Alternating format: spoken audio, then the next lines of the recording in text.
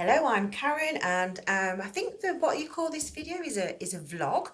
And what I'm going to do is I'm going to share an email that I've sent to Dr. Potter with my final parts of my history. So for all my lovely crochet friends who love to sit with me and say it's like having you in the room and having a chat and a cup of tea, please go and get yourselves your cup of tea, or get yourselves your crochet hooks, and you can crochet along while you're listening to me. And I will read you my email. I'm telling you about this now because I sent it to him by accident. Um, I didn't actually sign it at the end of it. I mean, he knows it's from me. It's got my name at the top of it, and obviously my email address and everything. But I messaged him again to say that I was really sorry, but I'm not technically minded, and I do these things all the time. Send friends half of a text message and ring people by accident, and that's me all over. So anyway, without further ado, I shall begin with my very important discovery. Dear Dr. Potter, I am writing to you again because I have discovered who invented crochet. I will try and explain how I found this new information. John Francis Maguire's book, The Industrial Movement, shared a memoir taken from the Limerick Chronicle, 4th of November 1843, announcing the death of Charles Walker, saying he died on Wednesday the 31st of October 1843. The memoir was full of praise for Charles and all he had done for the Limerick girls and how he'd saved them from poverty, but ended with the following statement. At heavy expense and at great loss, he gave to the world one folio volume of a collection of facsimiles of scarce and curious prints of the early masters of Italian, German, and Flemish schools, illustrative of the history of engraving. At this moment there is a London native artist who was by him provided with the means to prosecute his studies and cultivate his talents. I was intrigued and began another vast search. I learned that Charles went to Oxford University with the view of becoming a reverend. He became an engraver's apprentice and mastered engraving on copperplate and printing. He was also considered an entrepreneur. I searched for the history of engraving and found a book printed in 1841 by T. Fielding. The book itself didn't seem odd, but T. Fielding writing it did, because he was a painter, an artist. He had published some other books on painting previously, and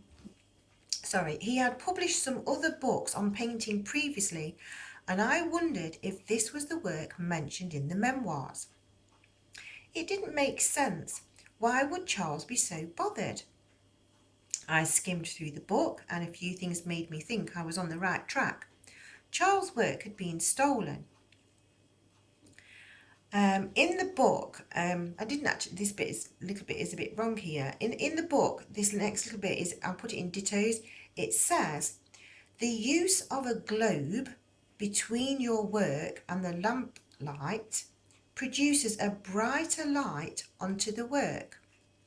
Now, I thought that was very interesting because that made me see how they worked in Victorian times. So they've got the lamplight, then they've got like, you know those paperweight globes that we always see? You go, oh, it's a paperweight.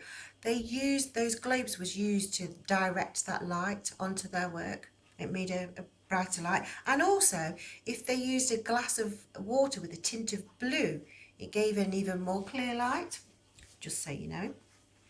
Anyway, I'm sorry, I'm diverting from what I'm telling you about.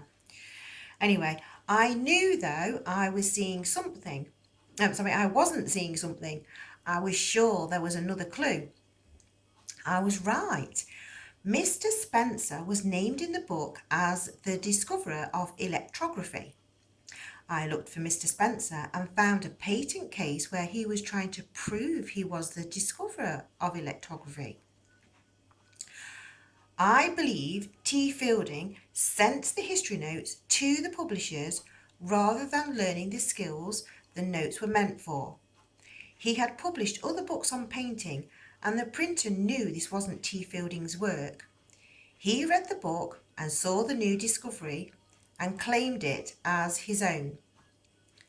Mr. C. Jordan of London patented the invention, naming it galvanizing. T. Fielding's book, published in 1841, and a pamphlet published by a different London printer, undated, were mentioned as proof in the case for Mr. Spencer. But Mr. Jordan, a printer from London, provided a letter dated June 1839 with the description of how to do the electrography process, claiming that Mr. Spencer had read his letter and pinched his idea. Mr. Spencer was from Liverpool and found him reading Mr. Jordan's letter to be absurd. Now, I am just going to add a little bit more there. When I actually was reading about, in this history book, about how to do this electrography, and then I read the letter that was actually in the patent case, they actually are almost identical word for word, which I found very interesting, that, which made me think even more so that it, what's going off here is Mr. Jordan being the printer, printing his letter dating 1839. I mean, come on, we can all do that. Why can we go and write a letter today and write it that I wrote it in 17,000? That doesn't mean to say that I really did. But today's technology makes things a lot nicer, because if you actually send something like via an email, that can be checked upon, and so therefore there is evidence that you've sent something to somebody, and then that there is much more sustainable evidence than an actual written letter these days. A handwritten thing is probably not so. I suppose unless they've got like the ink, like if you wrote in, imagine you could even fake that these days, couldn't you? Fake the ink as well. Anyway, let's go back to this story. A quick visit to the library. Clare Library. Now, Clare Library, just so that you know, is a library in Ireland. Clare Library has an article on the history of Kilrush lace, saying their lace was because of Charles, which that's made sense. It continues on before saying, in little dittos, according to Mrs. Bury Palliser, Charles Walker sold his business in 1841, but the purchaser became bankrupt and Charles Walker never received a penny. Now, that actual date in there of 1841, that actually helped me find Mr. Spencer and his case. It was very interesting that, matching those two things together. So, I believe Charles blamed himself for Mr. Spencer's invention being stolen. After all, he had described how to do it in good detail in the history works he sent to T. Fielding. I also believe Charles paid for the patent case, which led to him losing his business. In 1843, when Charles died, Mr. Spencer's patent case continued, and this is where I believe Mrs. Walker, his wife, stepped in just before her death a few months later. I have to give you a little more information on Mrs. Walker to help you see what I saw. Back to Clare Library. Mr. Walker often referred to I'm sorry, I'm just going to have a little drink because I'm getting a bit, not giving anybody a chance to talk back, am I? Anyway, where are we? Back to the Clare Library. This bit in dittos is a statement from the library. Mr. Walker, often referred to as Reverend Walker, married a widow, the daughter of a lace maker, a French-Belgian lace maker who established a lace-making factory in Coggeshall, Essex. His name was Monsieur Drago. Now, I went and checked up on this, and this is actually a fact. That is definitely true. So, this made me think, was his name, though, actually Rigo? Imagine French accent pronouncing Rigo and rolling the R's. Could lead to a name being misheard and misspelt. And you've got to remember that he had a French accent and the people in Irish have got their Irish accent, and things can get confused. So remember the first crochet book published in 1846 by Mademoiselle Rigo? Could she be Mr. Walker's wife? But she couldn't be, could she? Mr. Walker died, no, sorry, Mrs. Walker had died only a few months after Charles, so that would have been late 1843 or early 1844. And we quite clearly can see the book was done in 1846. I'd already been misled by an article saying Charles Walker married a daughter of a Nottingham lace maker, so I'd never put the two together before. I went back and I checked everything. In Weldon's crochet book, it says crochet hooks sizes mentioned are measured with the Walker's bell gauge. I looked for the history of bell gauges and found in 1847 a bell gauge with Mademoiselle Rigaud's name had been patented and it had Chamber & Co. details stamped on it. On that same day, Chambers & Co. also patented their brass version with the holes in slightly different places and not as good as Mademoiselle Rigaud's version. Not only that, Chambers & Co. also patented a crochet hook. Why? Why patent Mademoiselle Rigaud's bell gauge on the same day as patenting their own bell gauge? And where had they got the hooks and bell from? Mr. Spencer sprang to mind. I believe Mrs. Walker, née Mademoiselle Rigaud, her maiden name, sent all her written work, her hooks and her bell gauge to Spencer, telling him he could prove his innocence with them and then patent them because of what had happened with Charles. And she sent the Walker's practical crochet pamphlets Charles had made for her. Charles had made the bell gauge for his wife to measure her hook sizes. Spencer had used his electrography to coat the copperplate bell with the silver metal. And Charles must have also made the hook and its special compartment to keep the other hooks in. So back to answering, why patent Mademoiselle Rigaud's bell gauge and hook on the same day as their own and after she died? Walter Weldon springs to mind. He was an 18-year-old budding journalist in 1846. I'm just going to pause there for a minute because when you actually do a little bit of research on Mademoiselle Rigaud, she actually was supposed to be 18 in 1846. Bit of a coincidence there. Anyway, I believe he had heard about Mr. Spencer's case and wondered what happened to him. But Spencer's patent case was lost in March 1844. He was declared a liar and the patent was given to Mr. Jordan. After losing such a long patent case, his good friends and their business, I imagine he was a distraught man, quite possibly a recluse. Nobody believed anything he said anymore. Walter Weldon looked for Mr. Spencer and found this miserable man who had lost everything. He told his story about his loving friends who couldn't have children of their own. That's something that I came to the conclusion with because there's never any mention of any children anywhere to do with Mr. Walker and his wife. So where have we got to? So he told his story about his loving friends who couldn't have children of their own and how they set up a factory in Limerick making lace. And they had taught some of the girls how to crochet as well as make lace. Those girls became so skilled they too designed patterns and gave them names. Mr. and Mrs. Walker and the girls created the designs together while Mr. Walker wrote a guide and engraved their designs to be able to teach others and reproduce their work. He told Walter about Charles sending his engraving history to Fielding and how him discovering electrography, or galvanizing as it is now known, was in that book. He told Walter how he coated Mademoiselle Rigaud's bell with nickel, and even though he had the bell without a date stamp, it wasn't accepted as evidence. His poor friends had lost everything trying to help prove he was the discoverer.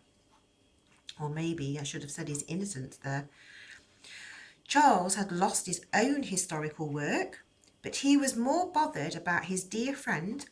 He gave up his business and his life trying to help. Then Mademoiselle Rigaud had given him their inventions for him to patent to try and make up for her husband giving away Spencer's invention just before she died. But he, as in Spencer, couldn't patent them. They were not his own, and if he couldn't prove his own invention was his, how could he possibly prove their work was his?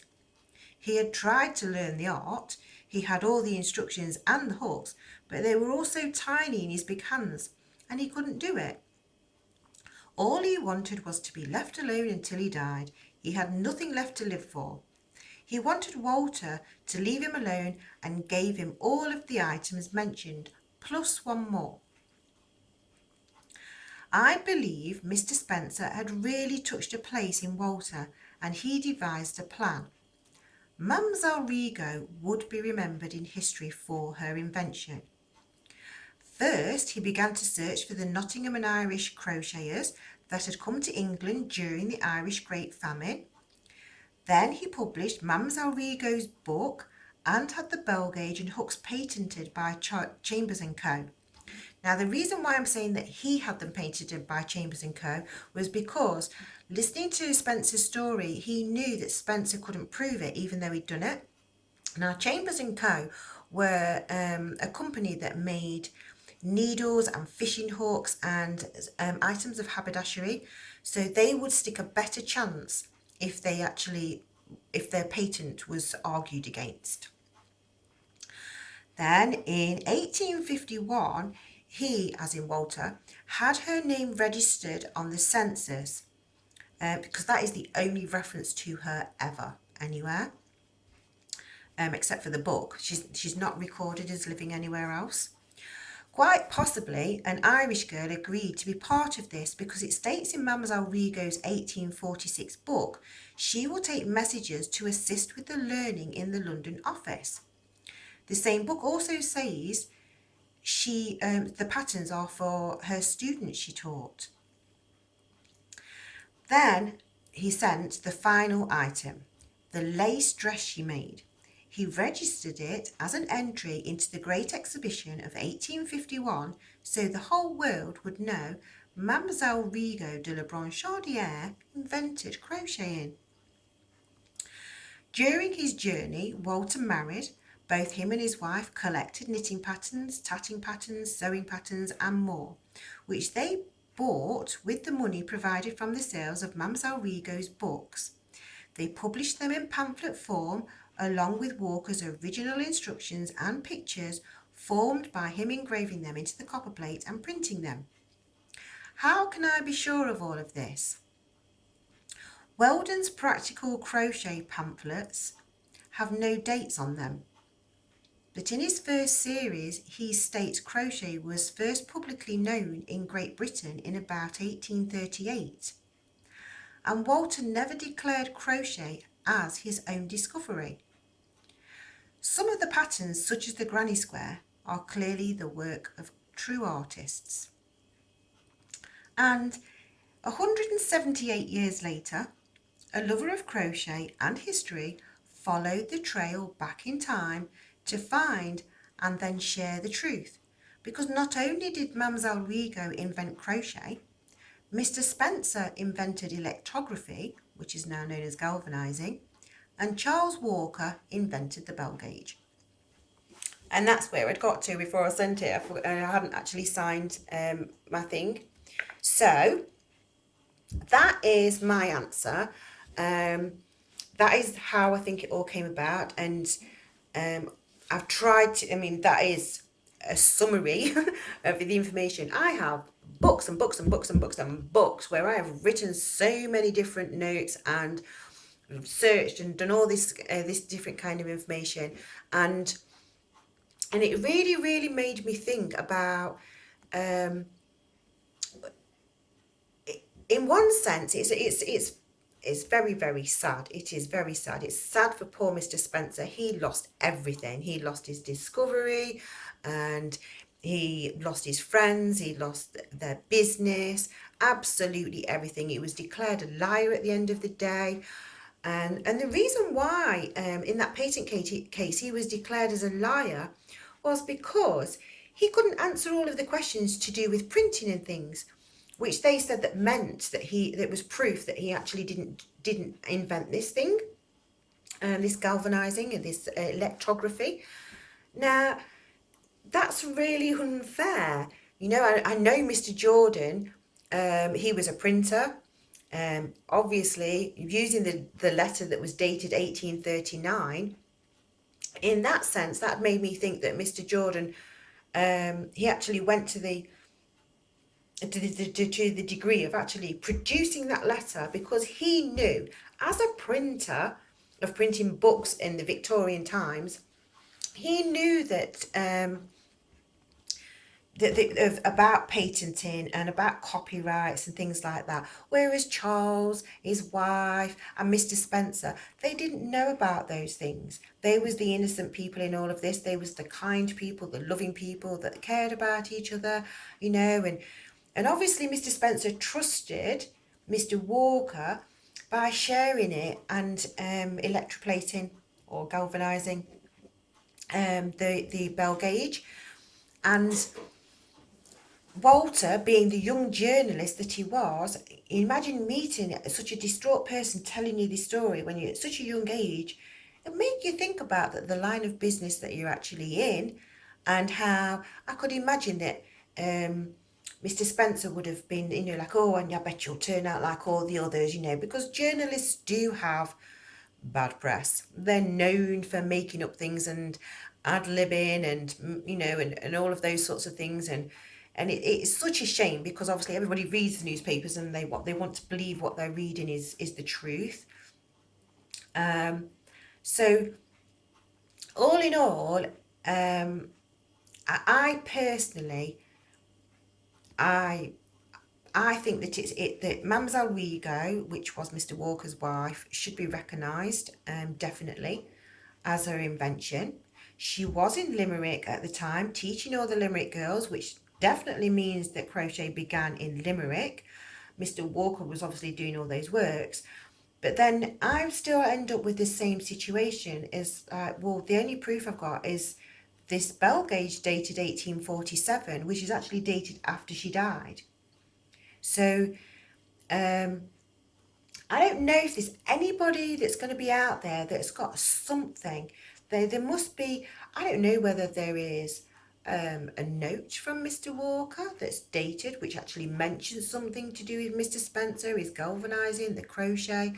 And I don't know how I can possibly do it any other way, except for all the information that I've gathered is factual information, with, you know, all the ones with little dittos and things around it. So they're all the truth. The bit about Walter, there's not a lot of history about Walter. I mean, we know that he made the crochet booklets, as well as he did sewing and knitting and what was it, macrame and things like that. All of those sorts of things. They was, and so he travelled around collecting patterns. And I think that if he was telling the people that he went to that he knew about Mr. Walker and the truth, and he'd met Mr. Spencer, and he wanted to make sure that Mademoiselle Rigaud was remembered for her invention, I think that they would have all gladly helped along the way, which is why they did what they did and shared their patterns. You know, Mr. Walker paid everybody handsomely. He paid so much money. The money that those girls was on in those days was enough to be able to look after a whole family. So he wasn't a mean person in any way, shape or form. There's nothing that I can find bad about him. There's and saying, when you look for Mademoiselle Rigaud, the only thing is this one census saying that she lived in England in 1851. There's no other reference to her, and just her books. And then when I read her books, I mean, I did say in my other ones, I wasn't sure, because why would you have the mistake, you know, that I'm not sure what this stitch is called. Is it going to be a single crochet? Is it a French crochet? Is it a shepherd's knitting? Well, Shepherd's knitting implies that you're actually knitting, but the shepherd's part of it, because you can think of the religion and the shepherd of the flock of Mr. and Mrs. Walker, of their girls. And there's a little mention as well saying that it was nun's work, which is also in dittos, which I think maybe this was some kind of sarcasm or something that had been added just because, I mean, you've got to think Spencer was he was going to be a bit angry at the end of the day with everything, even though he didn't want to. He knew Charles didn't do it intentionally. He still would have been cross. But Charles did everything he could. So that is my answer. That's what I've sent to Dr. Potter. Like I said, I finished off my email and sent him that it was from me and apologised for pressing send by accident. He hasn't written back, but he did say to me before that he would be able to look into this when he wrote to me, it was about 10 days ago, the last time he spoke to me. And he said he'd be able to help me in about a month's time because of his work commitments. So just got to leave it in Dr. Potter's hands now to see if Dr. Potter comes to the same sort of conclusions with the evidence provided. And I wonder, it's like, I think it would make a really good film, don't you? And it would be so sad though. It's like the scene, certain scenes I can imagine would be heartbreaking. It's like when Charles first finds out that Spencer's idea has been patented by somebody else, he's going to be horrified by that. He would have been. And then obviously, like, he very quickly, it bothered him. It was only within 2 years of him trying his best to help, he actually died. But it's actually longer than that though, wasn't it? Because it actually began in like 1838. So, but I don't know. I just do. I think it would make a lovely film, going back, seeing Limerick in Victorian times and telling the history and the story. Even if they make it up just as a film and just saying, it's based on facts.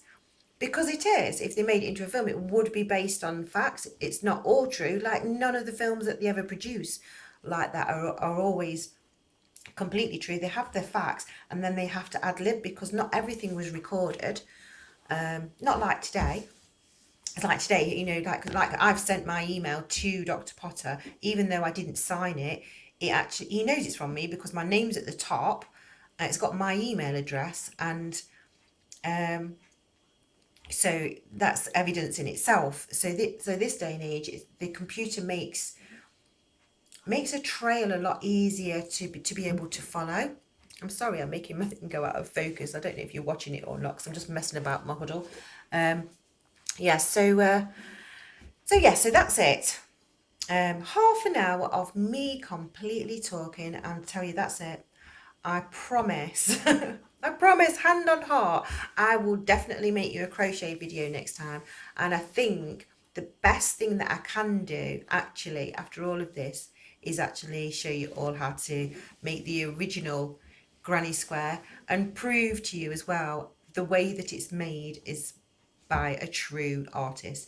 Now, whether that was Mamselle Rigo or whether it was one of the girls, and I still would love to think, at the end of the day, because the only way that I've traced all of this is through my relative Bridget, and I really do think that Bridget brought that pattern with her,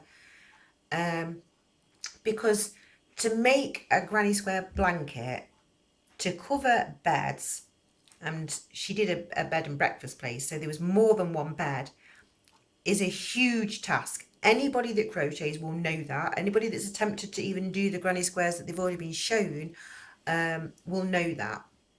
So, and the edging, to do that on a double bed, it was like take forever.